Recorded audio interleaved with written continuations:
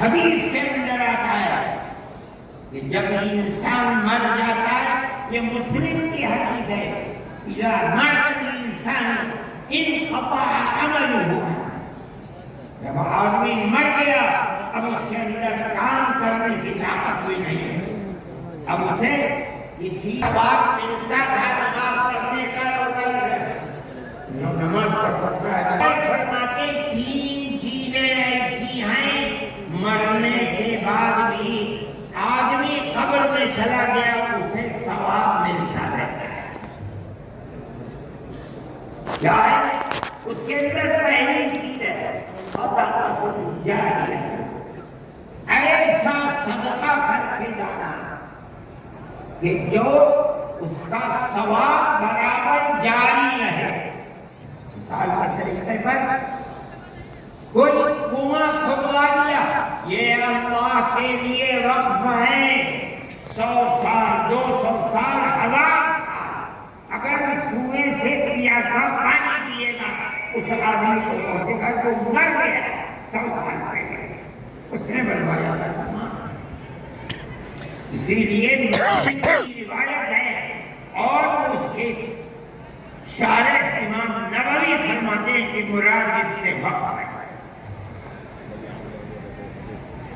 یہ قرآن حدیث میں آپ کو سنا رہا ہوں، مجھے حیرت ہے کہ ہندوستان جیسے ملک کا وزیر اعظم ایسی بات کہہ رہا ہے، ارے بابا کیا زکوٰۃ کا ذکر آئے گا دستور کے اندر، نماز کا ذکر آئے گا دستور کے اندر، کل کو کھڑے ہو کے کہہ دو کہ نماز کا ذکر دستور میں نہیں ہے اس لیے نماز نہیں کرنا، زکوٰۃ دستور میں نہیں ہے زکوٰۃ نہیں ہے۔ ملک کا کون بول رہا ہے؟ وزیر اعظم، اور ایسی چیز بول رہا ہے جس کے نظر ہے ہم اس کے ممالک ہیں، ہم کہتے ہیں پڑھو، خود نہیں پڑھتے، پڑھے لوگوں کو بلاؤ، ان سے پوچھو دین کیا ہے مذہب کیا ہے، ہم بتائیں۔ ہمارا ملک ہے، ہم ہمیشہ سے ملک میں رہتے آئے ہیں، اگر ہندو کی ذات برہمن ہے جاؤ کشمیر میں مسلمان بھی برہمن ہے، اگر ہندو تیاگی ہے مسلمان بھی تیاگی ہے، اگر ہندو راجپوت ہے مسلمان بھی راجپوت ہے، ہم کہاں سے ہیں؟ ہم تو اسی ملک کے رہنے والے ہیں۔ جس کو ہندو کوئی مذہب پسند ہے وہ ہندو مذہب کے اوپر ہے، جسے عیسائی مذہب پسند ہے وہ عیسائی بن گیا، جسے سکھ مذہب پسند ہے وہ سکھ بن گیا، جسے اسلام مذہب پسند ہے وہ مسلمان بن گیا۔ لیکن جس طرح ایک گھر کے اندر 5 بیٹے ہیں، ایک چھگنا ہے، ایک لمبا ہے، ایک کالا ہے، ایک گورا ہے، یہ اختلاف باپ اور ماں کے اندر اختلاف کو پیدا نہیں کرتا۔ اسی طرح ہمارا مطلب ہے کہ آدمی کسی بھی مذہب کو اختیار کر لے، لیکن ہندوستانی ہونے میں ملکی اعتبار سے کوئی فرق نہیں۔ ہم اس کو مانتے ہیں اور یہی ایک حقیقت ہے، لیکن برا ہو اس نفرت کی سیاست۔ ایک ایسی بات کہہ رہے ہیں جس کے نہ سر ہے نہ پیر ہے، ایسا معلوم ہوتا ہے جیسے ہر مذہب کی ایک جزئی چیز کو دستور میں ہندوستان کے اگر لایا جائے گا تو وہ دستور ہوگا، نہیں لایا جائے گا دستور نہیں ہوگا۔ لیکن میں کہتا ہوں کہ یہ غلط ہے، مودی جی کو ایسی کچی بات نہ کہنی چاہیے، لیکن دنیا ہے ہر بات کو کہنی چاہیے۔ آپ کے برابر میں جب ملک کا پرائم منسٹر سے باتیں کرتا ہے، اس سے مسلمانوں کے خلاف نفرت ظاہر ہوتی ہے۔ ملک کا ہوم منسٹر ایسی باتیں کرتا ہے تو دوسرے کیا نہ کریں گے. آپ نے دیکھا جھارکھنڈ کے اندر اس کے ذمہ دار بنایا گیا آسام کے چیف منسٹر کو. آسام کے چیف منسٹر کی روز کی تقریریں آپ سنیے. مسلمان نہیں کہتا. اس کی زبان سے مسلمان کا نام نہیں ہے. ہمیشہ گھس بیٹھیا جاتا ہے. میں کہتا ہوں یہ کتنی بڑی جہالت ہے. جس برادری کا وہ آدمی ہوگا اس برادری کے مسلمان بھی آ سکتے ہیں. ہندوستان کی کوئی برادری ایسی نہیں ہے جس کے اندر مسلمان ہے. وہ مسلمان کا نام لیتے ہوئے جاتا ہے. مگر خدا کی قدرت ہے جو ایک مہینہ جھارکھنڈ کے اندر رات اور دن تقریریں مسلمان کے خلاف کرتا رہا. وہاں مسلمانوں کا نام لے کر ان کے خلاف بولنے والوں کا منہ کالا ہو گیا.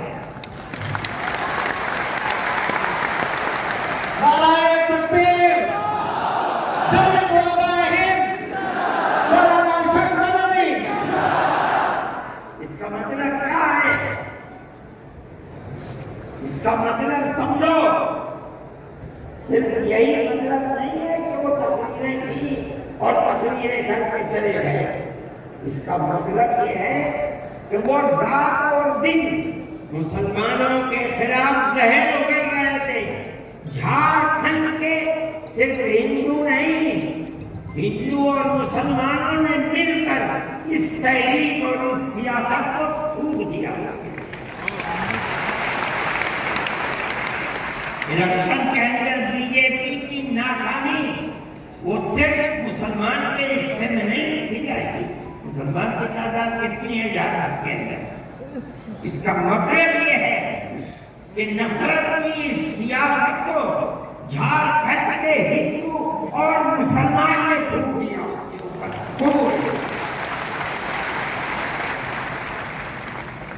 وہ آدمی جو بولتا تھا وہ اپنے صوبے کے اندر بھی جب زبان سے کوئی بات نکلتی تھی مسلمان کے خلاف آگے ہی بولتا تھا. دیکھو ساری ہندوستان کے اندر ہندوستانی ہونے کے لیے یہ بنیاد ہے کہ جو سب سے پہلی مردم شماری کی سن 1951 جس کا نام اس مردم شماری میں ہے وہ اور اس کی اولاد ہندوستانی ہے. یہ ملک کے اندر ایک قانون بنا ہوا ہے لیکن کانگریس، بی جے پی اور جو علاقائی پارٹیاں آسام کی ہیں سب نے مل کر جب مشرقی پاکستان کو مغربی پاکستان سے الگ کیا گیا اور ہندوستان کی طاقت نے کیا.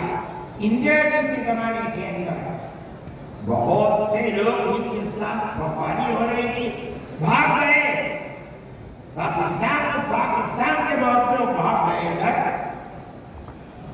اب کیسے کہا جائے کہ ہندوستانی پاکستانی کون کون ہے؟ تو سب نے مل کر پارلیمنٹ نے قانون بنایا کہ 1971 کے بعد جو آیا ہے وہ ہندوستانی نہیں ہے، آسام ہے. 1971 کی مردم شماری میں جس کا نام ہے وہ آسامی ہے اور اس کے بعد جو آیا ہے وہ آسامی نہیں ہے. یہ قانون بنا دیا، قانون بن گیا. اب یہ حلق سے نیچے چیف منسٹر صاحب کے نہیں اتری. انہوں نے کہا کہ نہیں، سارے ملک کا دستور ایک ہونا چاہیے. ارے بابا کانگریس کا زمانہ تھا، کانگریس نے پارلیمنٹ کے اندر یہ اصول بنایا، اس کے اوپر بی جے پی کے بھی دستخط آئے، علاقائی پارٹیوں کو بھی دستخط ہے. ہم نہیں کرتے اور تقریر جیسے یہاں کر رہے تھے ویسے ہی روز تقریر وہاں کرتے تھے. پر 71 نہیں 51 بنے گا، 71 نہیں 51 کیوں؟ اگر 51 کو بنا دیا گیا تو کم از کم 80-90 لاکھ مسلمان اجڑ جائے گا۔ وہ یہ چاہتے تھے کہ مسلمان کو برباد کرنا آسان ہے۔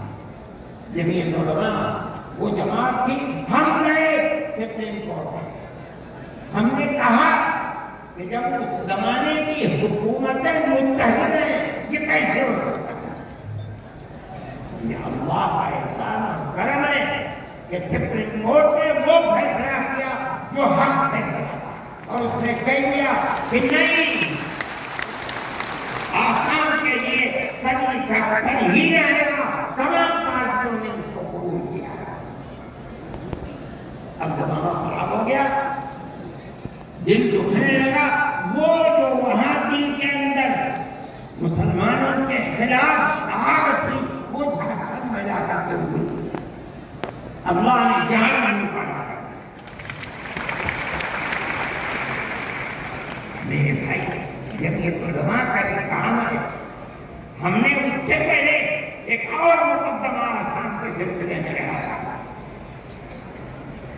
جب لڑکی اپنے شوہر کے ساتھ کسی دوسرے شہر میں پہنچی، یہ لڑکی کہاں سے تھا؟ جو وہاں کا پردھان تھا وہ سرٹیفکیٹ دیتا تھا کہ یہ لڑکی فلاں کی ہے، باپ اس کا فلاں جگہ ہے، لڑکی یہاں رہتی ہے۔ اسی سرٹیفکیٹ کی بنیاد پر اسے آسامی کہا جاتا تھا۔ اس طرح کی لڑکیاں ہندوؤں میں 24 لاکھ اور مسلمانوں کے اندر 27 لاکھ تھی۔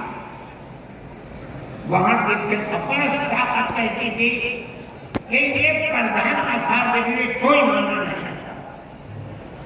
تنہا جمعیت علماء کی ہم گئے سپریم کورٹ میں، اور وہ بڑے سے بڑا وکیل جو ایک پیشی میں 15 لاکھ روپیہ جاتا تھا، اور اتفاق سے جو چیف جسٹس تھا وہ بھی آسان ہی کا سپریم کورٹ تھا۔ مجھے بہت اچھا لگا ان کا ہوگا کیا؟ 47 لاکھ پڑھتے ہیں اور ان کے بچے اگر لگا لو 1.5 کروڑ، وہ کہاں جا کر بھیک مانگتے ہیں؟ جب کوئی مکان خرید سکتے ہیں، نہ جائیداد خرید سکتے ہیں، نہ ان کے بچے پڑھ سکتے ہیں، کیا کریں گے؟ اللہ کی قدرت کا کرشمہ ہے کہ اس کے اندر بھی جمعیت علماء کو ایسی کامیابی ہوئی کہ مسئلہ ختم ہو گیا۔ 47 لاکھ ہندو مسلمان جینے کا حق ہونے دیا۔ جمعیت علماء ہندو مسلم کی بات نہیں کرتی، ہمیں اس سے کوئی مطلب نہیں۔ جمعیت علماء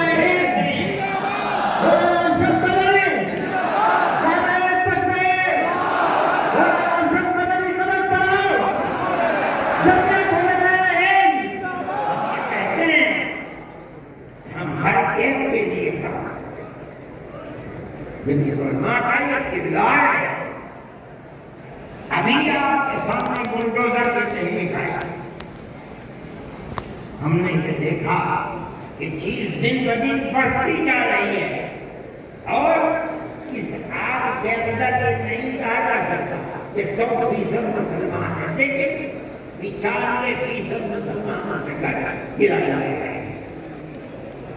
سارے ہندوستان میں جمعیت علماء نے سپریم کورٹ میں گئی، اور ہم نے جا کر کے یہ بات رکھی، تحریک چلتی رہی، ہم نے یہ بات کہی کہ کیسے ہو سکتا ہے جس گھر کو ماں باپ نے بنایا، اس گھر کے اندر ایک لڑکے نے کوئی کام ایسا کر دیا کہ جو کام گورنمنٹ کے خلاف ہے، آپ کی سیاست کے خلاف ہے، آپ اس مکان کو بلڈوزر چلا کر گرا کے وہ ماں باپ کہاں جائیں گے؟ بوڑھے، اس کی بیوی بچے کہاں جائیں گے؟ اس کی بہن بھائی کہاں جائیں گی؟ اس کی اولاد کہاں جائے گی؟ آپ اس کو پکڑ کرتے جیل میں ڈالیے، یہ اپنی زندگی کو صاف دکھلانے کے لیے مسلمان ہوئے گا. آپ اس کے گھر میں پیسہ گرا سکتے ہیں مگر یہ بات کسی کی سمجھ میں نہیں آتی. ہم اللہ کا شکر ادا کرتے ہیں کہ ہماری اس آواز کو اللہ نے قبول فرمایا اور اس طرح قبول فرمایا کہ اب کون مائی کرا لے میرا گھر کا توڑ کے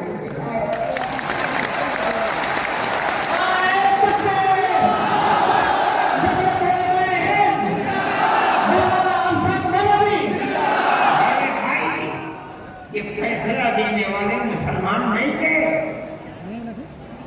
مدرسے سے پڑھے ہوئے نہیں تھے. یہ وکیل جو سپریم کورٹ میں لڑ رہے تھے مدرسوں سے پڑھے ہوئے نہیں تھے, ہندو تھے. اس کا مطلب ہے کہ ملک کے اندر آج بھی لاکھوں نہیں کروڑوں ہندو ہیں جو مذہب سے اوپر اٹھ کر دکھ سکھ میں ایک دوسرے کے ساتھ شریک رہتے ہیں. ہم اپنی 1400 سالہ اسی تاریخ کو زندہ کرنا چاہتے ہیں, زندہ رکھنا چاہتے ہیں. یہ بھی مسلمان اس کے لیے کھڑی ہوئی ہے.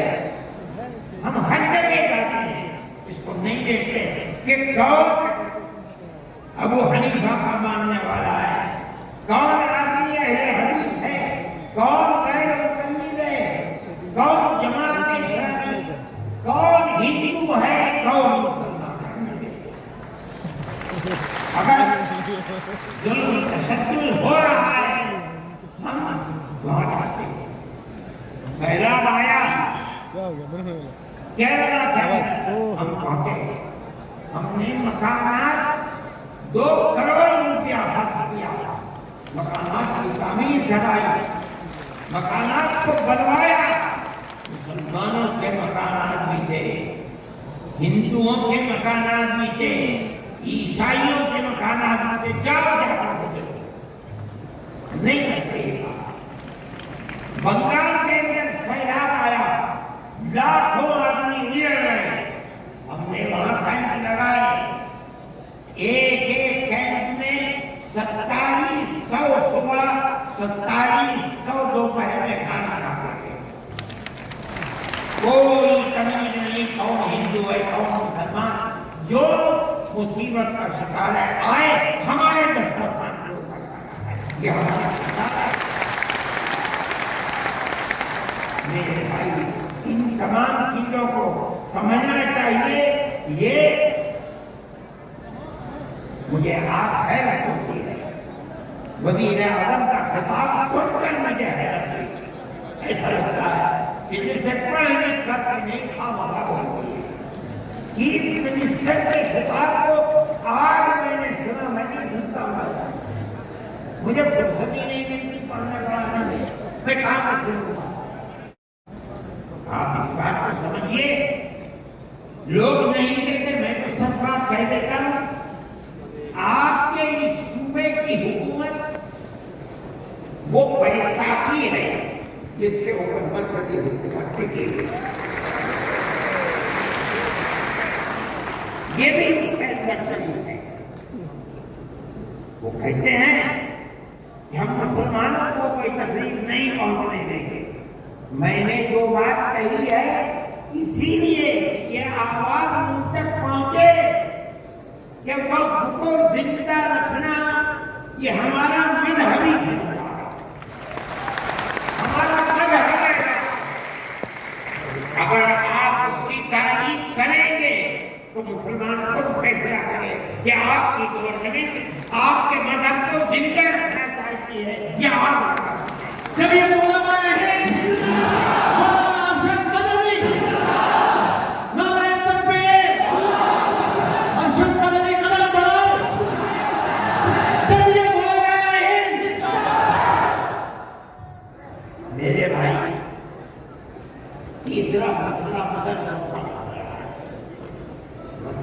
مدرسے 2 طرح ہیں.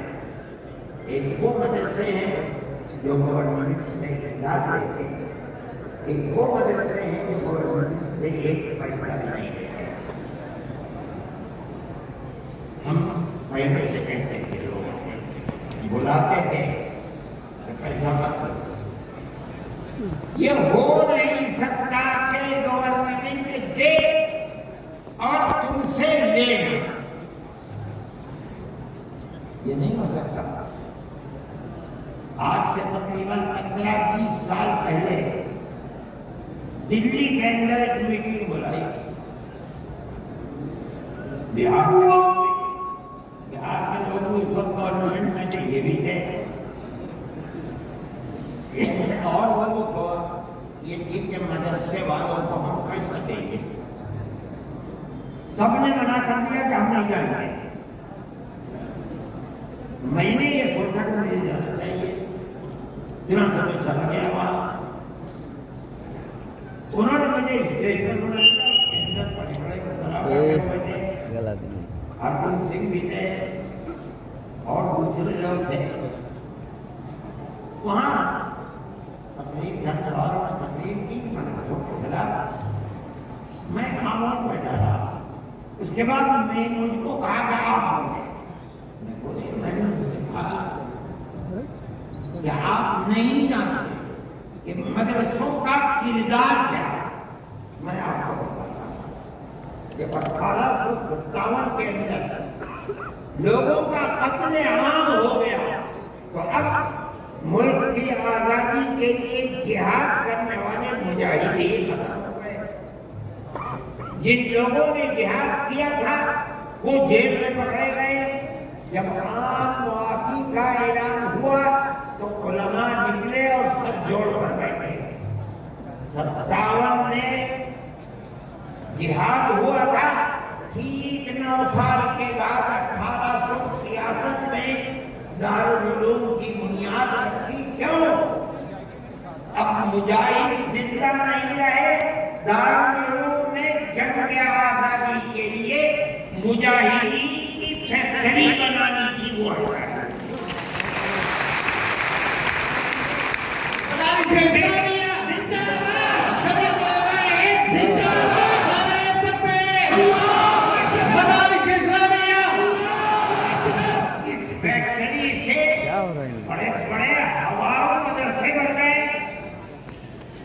جہاں دنیا میں جائیے، نیو یارک میں چلے جائیے، واشنگٹن میں چلے جائیے، لندن میں چلے جائیے، ساؤتھ افریقہ میں چلے جائیے، اور ایشیا کے اندر تو جس ملک میں خطر رکھو یہیں کے فارغ ہیں یا یہاں کے فارغ ہونے والے کے شاگرد ہیں جنہوں نے مدرسے بنا رکھے ہیں۔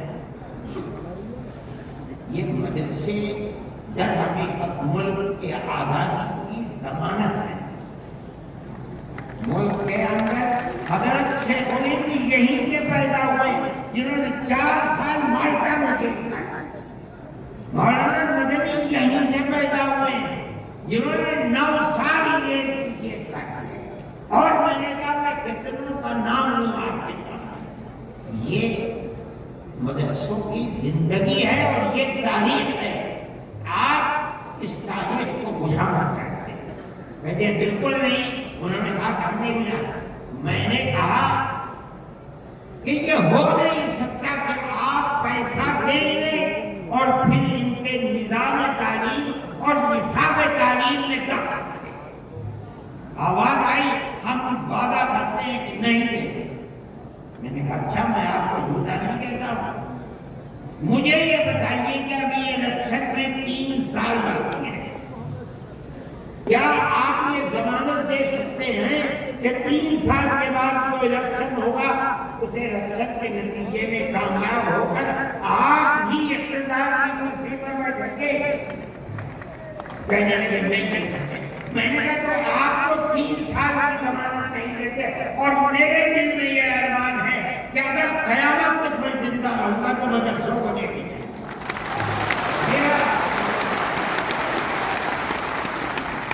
میری آپ سے اس میں مساوات نہیں ہو سکتی۔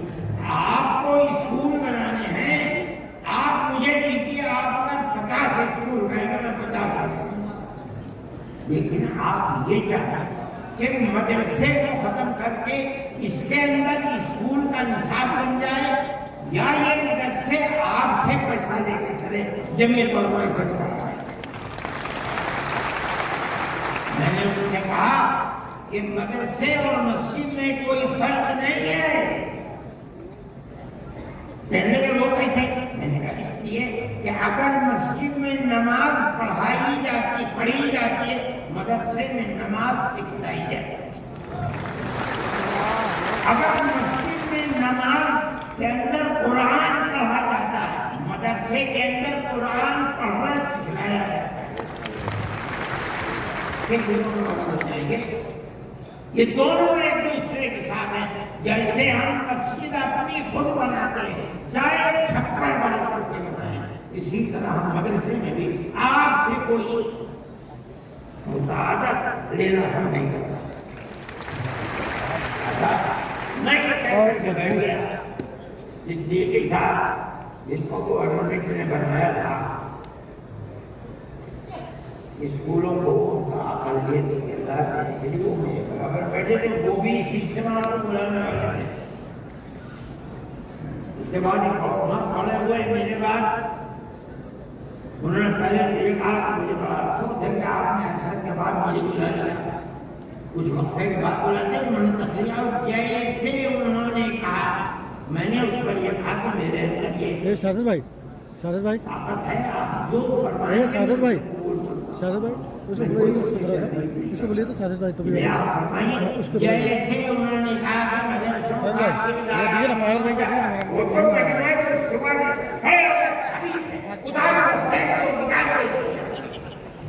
جب آگ لگنے لگی تو میں نے صدیقی صاحب آف ہو گیا ہے تبھی صدیقی صاحب نے مجھے پکڑے ہوئے خدا کا نیم بیٹھ جاؤ یہ مجمع ہمارے کاموں نہیں ہے. میرا والا نہیں لائے تھے. ایک بات ہے آپ کے مرضی کے مطابق ہے آپ قبول کیجیے نہ مرضی کے مطابق ہے آپ نہ قبول لیکن اس اجلاس کے اندر یہاں وہ لوگ جب ہو گیا تھا اس کے بعد کیا کانگریس گورنمنٹ کی جو بالکل آخری شخصیت تھی انہوں نے کہا سنیے صدر جی کیا کرتے ہو میں پہلے بنا کرتی تھی کہ ان کو صحیح چلو بند کر دو اس کو یہ کیوں مدرسہ آج بھی یہی مصیبت تھی. ان مدرسوں کے خلاف ابتدا میں جو امتیاز نہیں لیتے تھے کوئی نہیں بولتا تھا اس لیے کہ جب تمہارا کھایا نہیں ہے تو تم ہم سے پوچھ کر سکتے جو تمہارا کھاتے ہیں ان سے جا کے کہو انہوں نے کھایا ہے تو ان کے حلق سے نکالو. ہم نے تو کبھی ان سے تو پیسے بھی نہیں لیے. دارالعلوم دیوبند کو 56 کے اندر 1956 میں جو اس وقت یہاں بہار کے آدمی تھے اور ملک کے صدر جمہوریہ تھے ڈاکٹر راجندر شاہ وہ دیوبند آئے تھے. انہوں نے دیوبند میں حضرت رحمۃ اللہ علیہ زندہ تھے حضرت مدنی انہوں نے دارالعلوم کے لیے ایک لائبریری کے پیسے دارالعلوم کو دینے کے حوالہ کیا. جب وہ چلے گئے شکریہ کر گیا ان کا بات. جب وہ چلے گئے تو ان کو خط لکھ کر بھیج دیا گیا کہ دارالعلوم دیوبند کے بنانے والوں کی کا یہ حکم ہے یہ اصول ہے کہ کسی بھی مسلم یا غیر مسلم حکومت سے کبھی کوئی مدد نہیں دی جائے گی. اس لیے ہم آپ کو شکریہ. آج تک حکومتوں پر حکومتیں بدل گئی انگریز گورنمنٹ پھر اس کے بعد ہندوستان مگر اس کے اندر کچھ فرق نہیں پڑا. لیکن اس کے بعد جنہوں نے لیا تھا گورنمنٹ پھر اس کے بعد ان مدرسوں کے اندر بھی ہاتھ ڈالنا شروع کر دیا. جب ایک سلسلے کے اندر توڑ گئی اگرچہ ان مدارس کے سلسلے میں کوئی فیصلہ نہیں آیا لیکن ہم یہ سمجھتے ہیں کہ قانونی اور دستوری اعتبار سے جو گورنمنٹ سے کوئی چیز نہیں لیتے پہلے لیا جاتا تھا چھٹیوں کے اندر گورنمنٹ سے وہ قانون تھا کہ جو ٹکٹ طلبہ لے کے گھر جاتے تھے کنسیشن اس میں پیسہ کم ہو جاتا تھا. جب گورنمنٹ کی نظریں بدلنی شروع ہوئی دارالعلوم بند کر دیا. یہ بات ہم نے کہی یہ اللہ کا بڑا احسان ہے کہ جو تبصرہ آیا ابھی تک فیصلہ نہیں آیا، وہ تبصرہ بھی حق ہے۔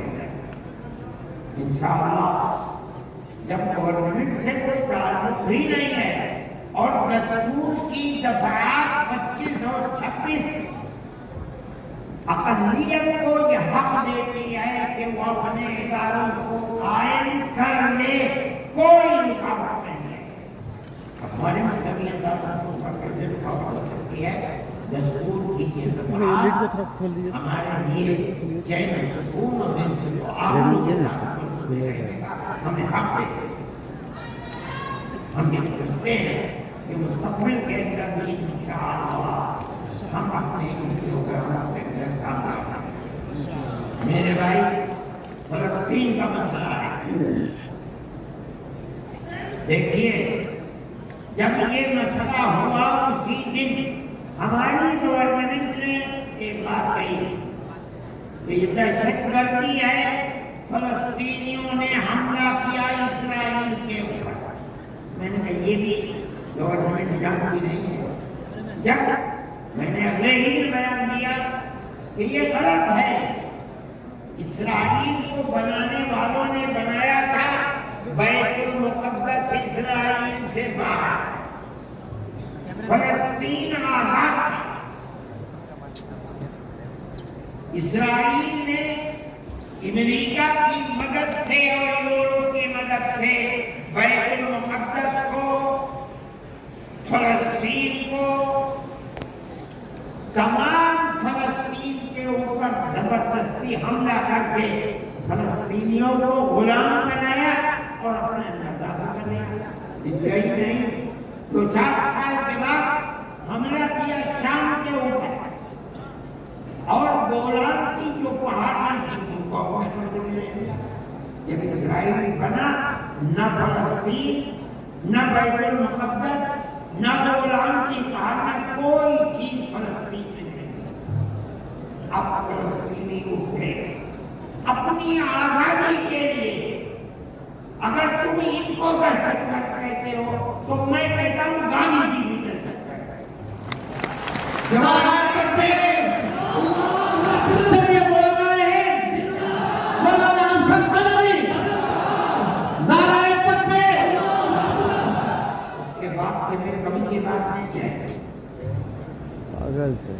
لیکن میں یہ کہتا ہوں کہ جس نظریے کو دے کر اٹھے، اس کا مطلب یہ ہے کہ کچھ جانتے بوجھتے نہیں ہے۔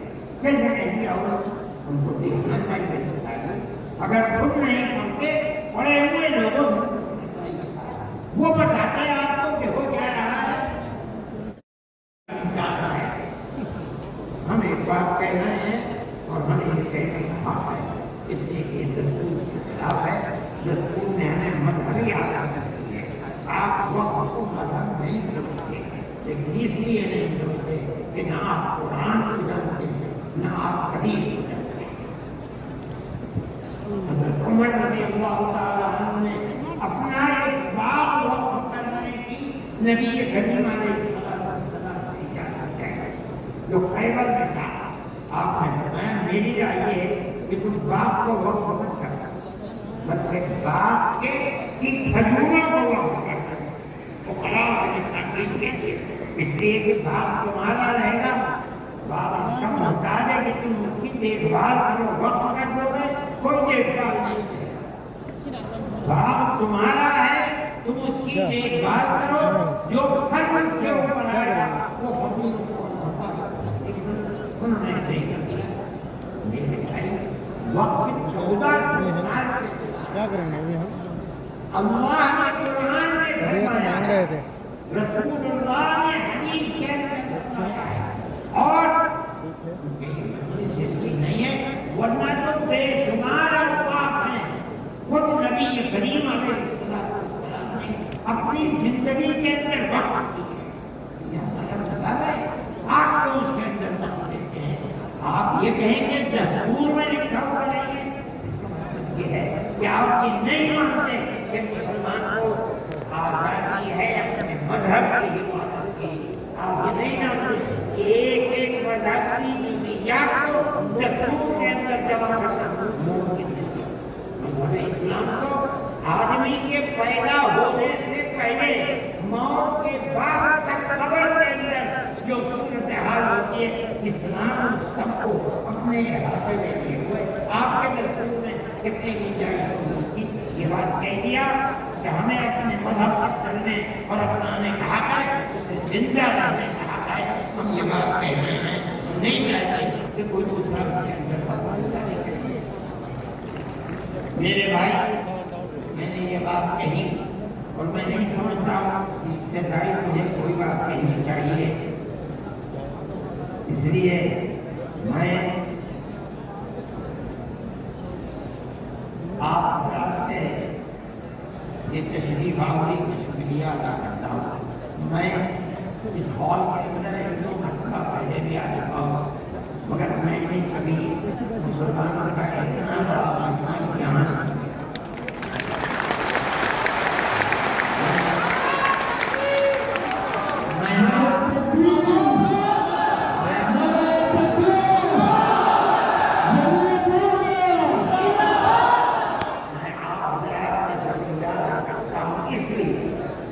ये सब जगह शोहरत थी कि इस इजलास का मकसद वक्त तरमीमी बिल की मुखालफत है।